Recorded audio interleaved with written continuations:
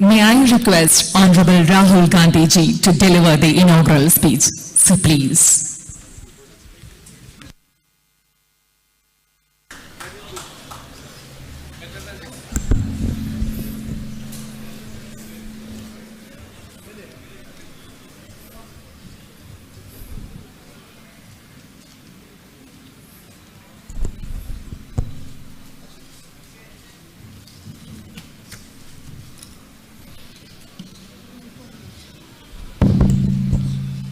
इसको घुमा देंगे।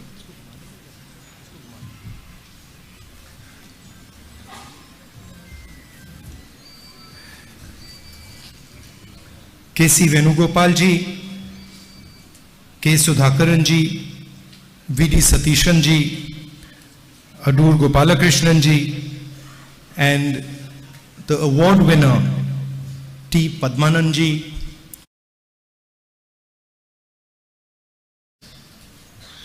brothers and sisters, friends from the media, I'd like to welcome all of you here.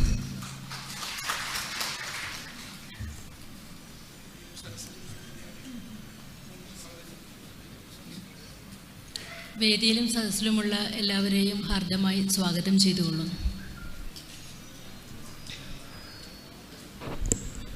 Politicians are quite funny variety of people.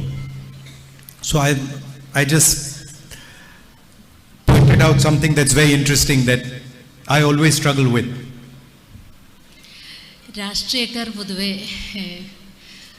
പ്രത്യേക തരത്തിലുള്ള ഒരു തമാശക്കാരായ ആൾക്കാരായിട്ടാണ് കാണുന്നത്. So this huge loudspeaker is always facing us.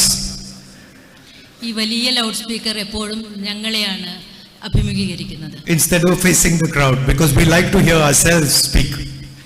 ഞങ്ങളെപ്പോഴും ഞങ്ങൾ സംസാരിക്കുന്നത് കേൾക്കാനാണ് ഇഷ്ടപ്പെടുന്നത് എന്നാണ്. Every time I go there, I have to turn the speakers the other way. എല്ലായ്പ്പോഴും ഞാൻ സംസാരിക്കുമ്പോൾ അത് മറുവശത്തേക്ക് തിരിച്ചു വെക്കാനാണ് ആഗ്രഹിക്കുന്നത്. And I think in today's India, it is very important that the speaker is allowed to be turned the other way. സമകാലിക ഇന്ത്യയിൽ ഞാൻ ഏറ്റവും അധികം ആഗ്രഹിക്കുന്നത് സ്പീക്കർ ജനങ്ങൾക്ക് നേരെ തിരിച്ചു വെക്കണമെന്നാണ്. Because if you look at our leadership in Delhi, all the loudspeakers and cameras are pointed in this direction. എന്തുകൊണ്ടെന്നാൽ ഡൽഹിയിൽ നമുക്ക് കാണാൻ കഴിയുന്നത് എല്ലാ ലൗഡ് സ്പീക്കറും ഭരണാധികാരികൾക്ക് നേരെ മാത്രം തിരിച്ചു വെച്ചിരിക്കുന്നതാണ്. There's of course a big difference between Padmanand ji and us. It is much easier for him to speak the truth than it is for the politicians. T പത്മനാഭൻജിയും നമ്മളും തമ്മിലുള്ള ഏറ്റവും വലിയ വ്യത്യാസം എന്തുകൊണ്ടാണെന്ന് വെച്ചാൽ അദ്ദേഹത്തിന് കുറെ കൂടി നിർഭയമായി ആർജവത്തോടെ സത്യം സംസാരിക്കാൻ പറ്റും നമ്മളെക്കാളും അധികം. And that is something that he has done his whole life without exception. തന്റെ ജീവിതകാലം മുഴുവൻ അദ്ദേഹം നിലകൊണ്ടിരുന്നത്, അദ്ദേഹം സംസാരിച്ചുകൊണ്ടിരുന്നത്, അദ്ദേഹം ചെയ്തുകൊണ്ടിരിക്കുന്നത് ഇത് തന്നെയാണ്, സത്യം സംസാരിക്കുക എന്നുള്ളത്. And I think that is why we are giving him this award today, because whatever comes into his mind, whatever comes into his heart, he is ready to put on a piece of paper. അതുകൊണ്ട് തന്നെയാണ് നമ്മൾ ഇന്ന് ഈ award അദ്ദേഹത്തിന് നൽകാൻ തീരുമാനിച്ചിരിക്കുന്നത്. അദ്ദേഹത്തിന്റെ ഹൃദയത്തിൽ എന്താണ് വരുന്നത്, അദ്ദേഹത്തിന് എന്താണ് നിർഭയമായി സംസാരിക്കാനുള്ളത്, അതാണ് അദ്ദേഹം തന്റെ ഹൃദയത്തിലും തന്റെ പേനയിലും കൂടെ നമ്മളോട് പറഞ്ഞുകൊണ്ടിരിക്കുന്നത്. And as politicians, we should aspire to be like writers, that whatever comes in our mind, whatever truth comes in our mind, we put it in front of the people.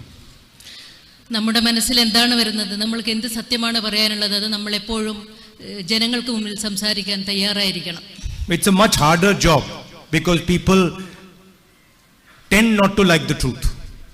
ഇത് വളരെ ബുദ്ധിമുട്ടുള്ള ഒരു ജോലിയാണ്. കാരണം പലപ്പോഴും ജനങ്ങൾക്ക് സത്യം സ്വീകരിക്കാനുള്ള മനസ്സുണ്ടാവുകയില്ല.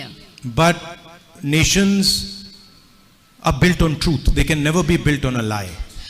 പക്ഷേ രാഷ്ട്രങ്ങൾ നിർമ്മിക്കപ്പെട്ടിരിക്കുന്നത് സത്യത്തിന്റെ മുകളിലാണ്. ഒരിക്കലും ദേശരാഷ്ട്രങ്ങൾ നുണകൾക്ക് മുകളിൽ കെട്ടിപ്പടുത്താൻ കഴിയുന്നതല്ല. And I think that is one lesson that our founding fathers taught better than anybody else. എനിക്ക് തോന്നുന്നത് അതാണ് നമ്മുടെ രാഷ്ട്ര നേതാക്കൾ, നമ്മുടെ ഈ രാഷ്ട്രത്തിൻ്റെ നിർമ്മാതാക്കൾ അതാണ് നമ്മളോട് പറഞ്ഞുകൊണ്ടിരിക്കുന്നത്. നമ്മൾ മറ്റെല്ലാവരേക്കാളും കൂടുതലായിട്ട് അവർ നമ്മളോട് പറഞ്ഞു പഠിപ്പിച്ചതും അതാണ്. Truth takes time, it takes perseverance, it takes patience, but eventually truth is much more powerful than lies. സത്യം പുറത്തു വരാൻ ഒരുപാട് സമയമെടുക്കും. നമ്മൾ സത്യത്തോട് ക്ഷമ കാണിക്കേണ്ടിയിരിക്കുന്നു. പക്ഷേ ഒടുവിൽ എല്ലാത്തിനും അവസാനം ജയിക്കുന്നത് സത്യം മാത്രമാണ്. So in my political life I try to be as much like a writer as I possibly can. That whatever I feel like saying, I say, and this tends to cause problems also. എൻ്റെ ജീവിതത്തിൽ എല്ലായ്പ്പോഴും ഞാൻ പ്രവർത്തിച്ചിട്ടുള്ളത് ഇങ്ങനെ തന്നെയാണ്. സത്യം തുറന്നു പറയാനും എഴുത്തുകാരെ പോലെ നിർഭയനായി സത്യം തുറന്നു പറയാനാണ് ഞാൻ ശ്രമിച്ചിട്ടുള്ളത്. അതുകൊണ്ട് തന്നെ പലപ്പോഴും എന്നെ അത് അപകടത്തിലാക്കിയിട്ടുമുണ്ട്. But I believe that I owe it to the people of India who have given me so much love and respect. I owe it to them to speak the truth to them, even when it's sometimes not that comfortable. പക്ഷേ ഇന്ത്യയിലെ ജനങ്ങളോട് എനിക്കൊരു ഉത്തരവാദിത്വമുണ്ട്. ഇന്ത്യയിലെ ജനങ്ങൾ എന്നെ ഒരുപാട് സ്നേഹിക്കുന്നുണ്ടെന്ന് എനിക്കറിയാം. അതുകൊണ്ട് തന്നെ അവരോട് സത്യം തുറന്നു പറയേണ്ട ബാധ്യത, ഉത്തരവാദിത്വം എനിക്കുണ്ടെന്ന് ഞാൻ ഉറച്ചു. And there Padmanabhanji has much more freedom than I do. So I sort of envy him also. അവിടെ ടി പത്മനാഭൻ സാറിന് എന്നെക്കാളും സ്വാതന്ത്ര്യമുണ്ട്. അതുകൊണ്ട് തന്നെ എനിക്ക് അദ്ദേഹത്തോട് അസൂയയുമുണ്ട്. Of course, in delivering the message, in thinking about how to deliver the message, in visualizing how to deliver the message, there is no comparison between the great writer and myself. ജനങ്ങളോടുള്ള സന്ദേശം കൃത്യമായി എത്തിക്കുന്നതിൽ, അതിൻ്റെ ഭാഷയിൽ ഒക്കെ ഒരുപാട് വ്യത്യാസം ഞാനും പത്മനാഭൻ സാറും തമ്മിലുണ്ട്. I was supposed to be given a book of Padmanabhanji's for this function. Padmanabhan സാറിന്റെ ഒരു പുസ്തകം എനിക്ക് സമ്മാനിക്കുകയുണ്ടായി ഈ ഫംഗ്ഷന് മുമ്പ്. And because I was first in Telangana, Rajasthan, in different states, I didn't end up getting the book until this morning. ഞാൻ തെലങ്കാനയിലും രാജസ്ഥാനിലും മറ്റ് തിരഞ്ഞെടുപ്പ് നടക്കുന്ന മറ്റ് സംസ്ഥാനങ്ങളിലും ആയതുകൊണ്ട് തന്നെ എനിക്ക് ഇതിനു മുമ്പ് പുസ്തകം വായിക്കാൻ കഴിഞ്ഞിരുന്നില്ല. ഇന്ന് രാവിലെയാണ് കിട്ടിയത്. To really do justice to such a great writer, I would have to first read what he has said, and unfortunately I didn't have the opportunity to do that before coming here. അദ്ദേഹത്തെ പോലുള്ള മഹാനായ ഒരു എഴുത്തുകാരനോട് പൂർണ്ണമായും നീതി പുലർത്തണമെങ്കിൽ ആ പുസ്തകം ഈ ചടങ്ങിന് വരുന്നതിന് മുമ്പേ വായിക്കണം എന്ന് എനിക്ക് ആഗ്രഹമുണ്ടായിരുന്നു. പക്ഷേ നിർഭാഗ്യവശാൽ എനിക്കതിന് കഴിഞ്ഞില്ല. So I am very much looking forward to reading some of his short stories so I can experience the beauty of his writing.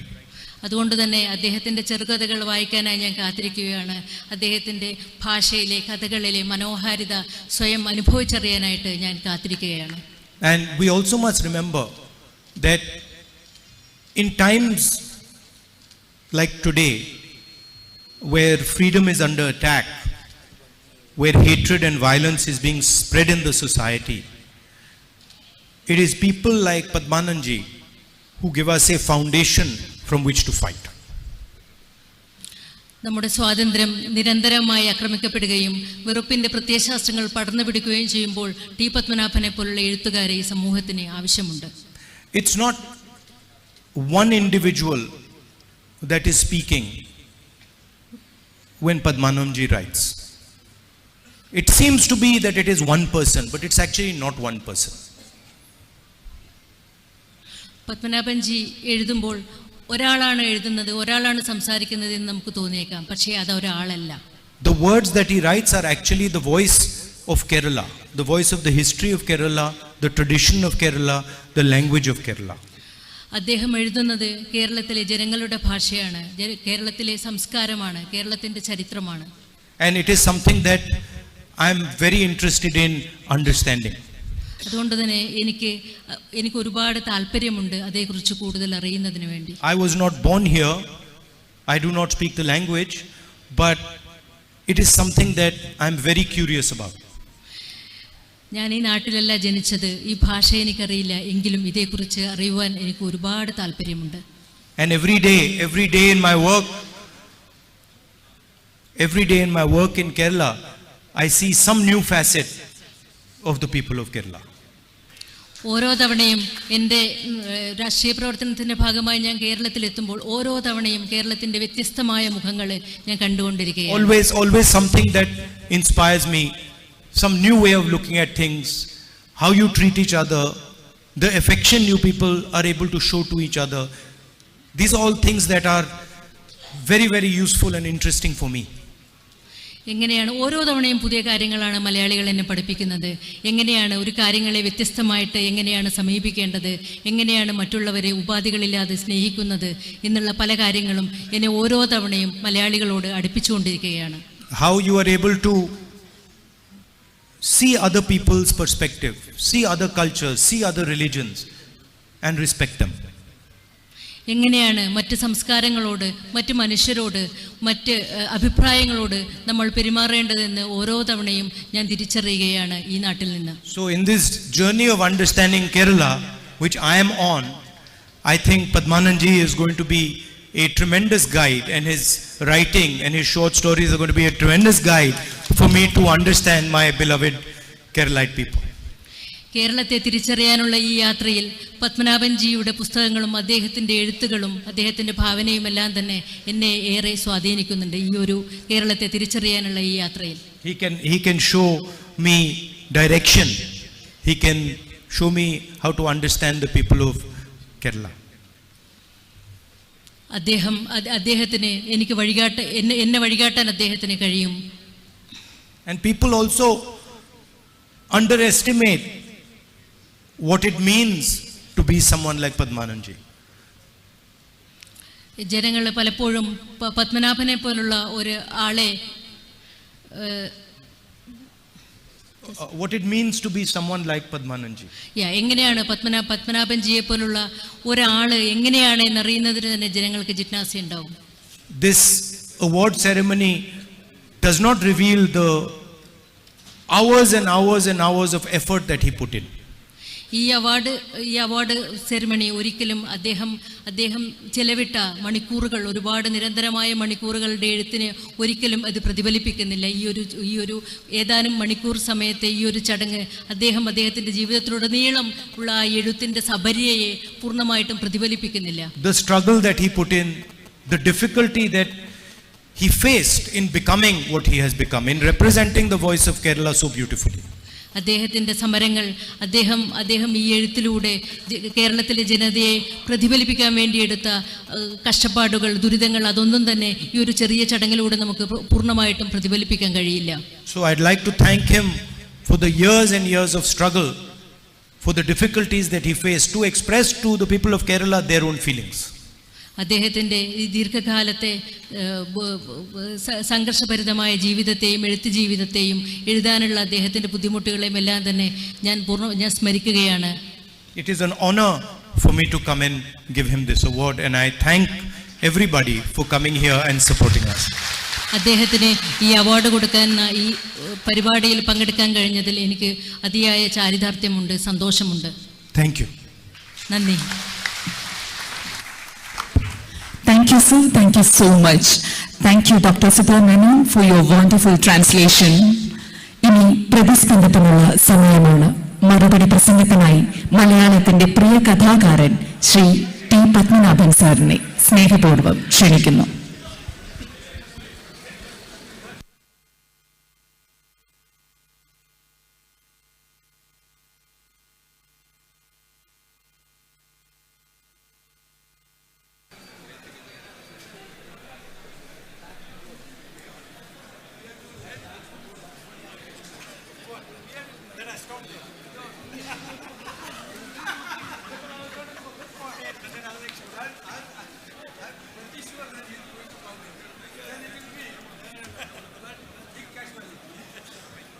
പ്രിയ സുഹൃത്തുക്കളെ, ഏതാനും കൊല്ലങ്ങൾക്ക് മുമ്പ് ഒരു പത്രപ്രവർത്തകൻ എന്നെ ഇൻ്റർവ്യൂ ചെയ്യാൻ വന്നപ്പോൾ എന്നോട് ചോദിച്ചു, നിങ്ങൾ ഒരു സാഹിത്യകാരനായില്ലെങ്കിൽ എന്താകുമായിരുന്നു? എനിക്ക് അതിൻ്റെ ഉത്തരം കൊടുക്കുവാൻ ഏറെ നേരം ആലോചിക്കേണ്ടി വന്നില്ല. ഞാൻ പറഞ്ഞു, ഒരു മുഴുവൻ സമയ രാഷ്ട്രീയ പ്രവർത്തകനാകുമായിരുന്നു ഞാൻ.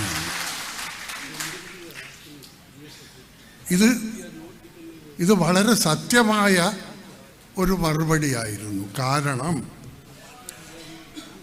വളരെ വളരെ ചെറുപ്പത്തിലെ സ്വാതന്ത്ര്യ സമര പ്രസ്ഥാനവുമായി,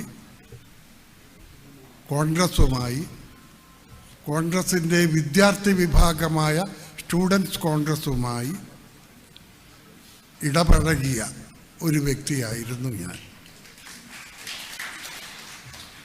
ക്വിറ്റ് ഇന്ത്യ സമരത്തിൽ പങ്കെടുത്തതിന് സ്കൂളിൽ നിന്ന് സസ്പെൻഡ് ചെയ്യപ്പെടുകയുണ്ടായി.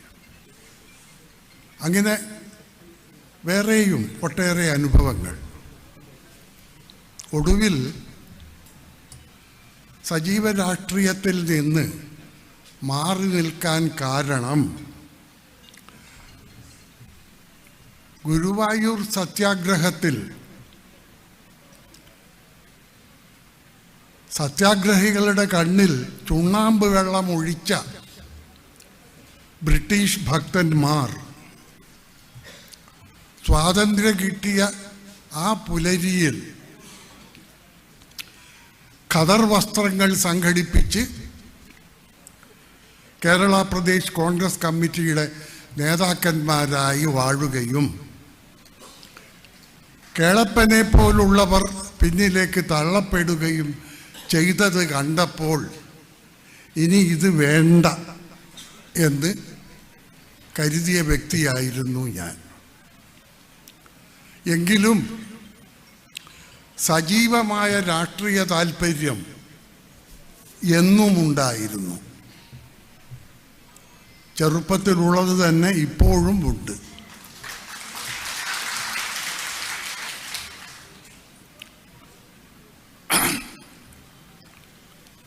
ഞാൻ എൻ്റെ യൗവനത്തിൽ കണ്ണൂരിൽ നിന്ന് കുറേ കാലം വിട്ടുനിന്നിരുന്നു. അപ്പോൾ ഇവിടത്തെ രാഷ്ട്രീയ പ്രവർത്തകരെയോ നേതാക്കളെയോ ഒന്നും എനിക്കടുത്ത് പരിചയമുണ്ടായിരുന്നില്ല. ആ കാലത്ത് ഉയർന്നു വന്നിട്ടുള്ളവർ.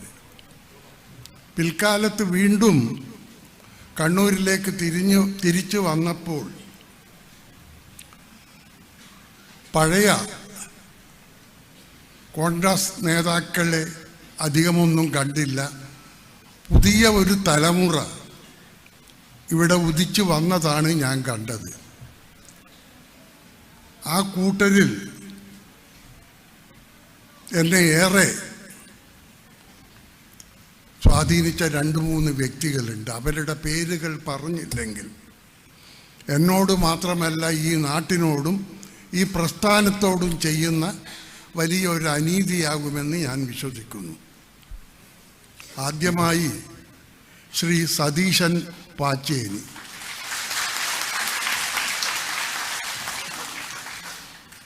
അദ്ദേഹം മരിച്ചപ്പോൾ കണ്ണൂർ കണ്ട വിലാപയാത്ര, അതിന് മുമ്പോ പിമ്പോ മറ്റൊരു കോൺഗ്രസ് നേതാവ് മരിച്ചപ്പോഴും ഉണ്ടായിട്ടുണ്ടെന്ന് തോന്നുന്നില്ല. അത്ര വലിയ ഒരു വിലാപയാത്രയായിരുന്നു. ത്യാഗം എന്നതെന്താണ്? തൻ്റെ പ്രസ്ഥാനത്തോട് അങ്ങേയറ്റത്തെ കൂറ് പുലർത്തി എനിക്കെന്ത് കിട്ടും എന്ന് ആലോചിക്കാതെ തൻ്റെ സർവസ്വവും, അതധികമൊന്നും ഉണ്ടാവില്ല, സർവസ്വവും ഈ പാർട്ടിക്ക് വേണ്ടി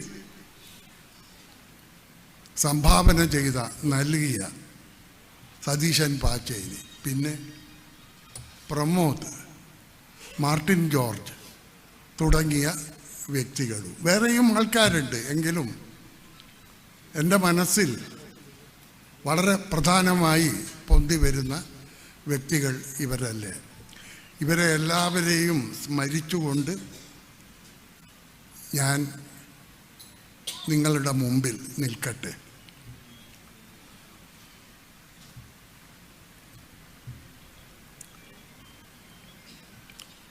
ശ്രീ കെ.സി. വേണുഗോപാൽ തൻ്റെ പ്രസംഗത്തിൽ ടാഗോറിനെ കുറിച്ച് പറയുകയുണ്ടായി.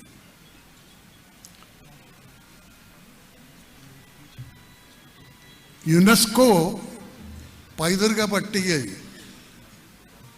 വിശ്വഭാരതി ശാന്തിനികേതനം പെടുത്തുന്നതിന് ഏതാണ്ട് ഒരു കൊല്ലം മുമ്പേ തിരുവനന്തപുരത്ത് മാർ ഇവാനിയോസ് കോളേജിൽ കോൺഗ്രസിലെ ഒരു കൂട്ടം ചെറുപ്പക്കാർ ശ്രീ ആര്യാടൻ ഷൗക്കത്തിൻ്റെ നേതൃത്വത്തിൽ എനിക്ക് ടാഗോറിൻ്റെ പേരിലുള്ള ഒരു പുരസ്കാരം തരികയുണ്ടായി. അന്ന് ഞാൻ അവിടെ വെച്ചിട്ട് പറയുകയുണ്ടായി, ശാന്തിനികേതനവും ടാഗോറുമൊക്കെ വിസ്മരിക്കപ്പെട്ടാൽ അവിടെ സ്ഥാപകൻ തന്നെ മറ്റ് ആളാണെന്ന് പറഞ്ഞാൽ അതിൽ അത്ഭുതപ്പെടേണ്ടി വരികയില്ല എന്ന്. അത് പിന്നീട് സംഭവിക്കുകയും ചെയ്തു. നമ്മുടെ നാട് ഇരുട്ടിൽ നിന്ന് കൂടുതൽ കൂടുതൽ ഇരുണ്ട ഒരു കാലത്തേക്ക് കടന്നു ചെല്ലുകയാണ്. ആശയ്ക്ക് വഴിയുണ്ടാകുമോ എന്നറിയില്ല. എന്നാലും ഞാൻ ആശിക്കുകയാണ്, പ്രതീക്ഷിക്കുകയാണ് ഈ ഇരുട്ടിൻ്റെ അപ്പുറത്തും ഒരു പ്രഭാതമുണ്ട് എന്ന്. Respected Rahulji, there was a very great poet in Kerala. His name was N.V. Krishnavajiyar. He was many things in one. A great philologist who knew so many languages, who took part in the freedom struggle, especially in the Quit India movement. He edited a paper named Swatantra Bharatam, that is Free India. This editing was done underground. A very great poet, a very great journalist, he wrote a very famous poem about your great ancestor Pandit Jawaharlal Nehru. Roughly translated into English, it reads like this: "Oh, brave charioteer, please take this vehicle to the cherished end. All of us wish you well." തേരിത് തെളിച്ചിടുക ധീരനാം സാരഥേ, നേരുന്നു ഞങ്ങൾ അങ്ങേ കകില ഭാരതം. It applies to you also.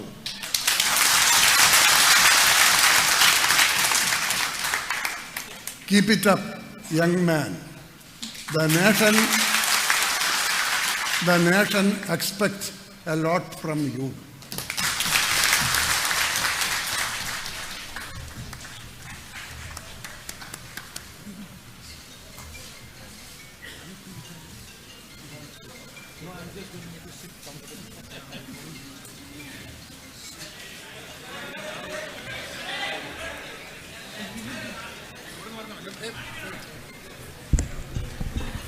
Namaste. I request Honorable Rahul Gandhi ji to receive the Priyadarshini Book Club membership application from renowned writer Sri Kalpata Narayanan sir.